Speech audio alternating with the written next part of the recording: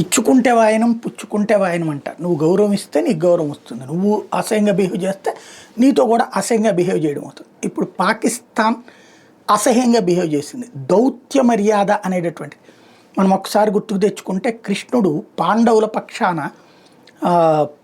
కౌరవుల దగ్గరికి కురుసభకి వెళ్తాడు.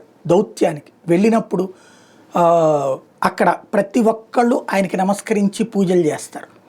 ఈవెన్ ఆ తర్వాత దుర్యోధనుడు కర్ణుడు వీళ్ళు కలిపి ఆయన్ని ఆట పట్టించబోతే మందలిస్తారు భీష్ముడి దగ్గర నుంచి అందరూ కలిసి. అట్లాగే కౌరవుల వైపు నుంచి వచ్చినటువంటి రాయబారిని కూడా గౌరవించడం అన్నది పాండు సభలో జరుగుతుంది. ఏది ధర్మరాజు సభలో జరుగుతుంది.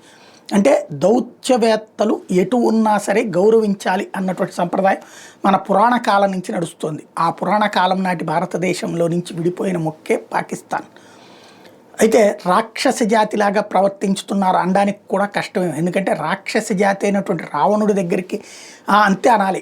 ఎందుకంటే రావణుడి దగ్గరికి వెళ్ళినటువంటి హనుమంతుడిని దెబ్బతీసేటటువంటి కుట్ర చేస్తే లంకని దహనం చేసి వచ్చాడు హనుమంతుడు. అట్లాగా ఇప్పుడు దౌత్య మర్యాదల్ని మీరితే పాకిస్తాన్ వ్యవహార శైలి ఇప్పుడు కనబడుతుంది.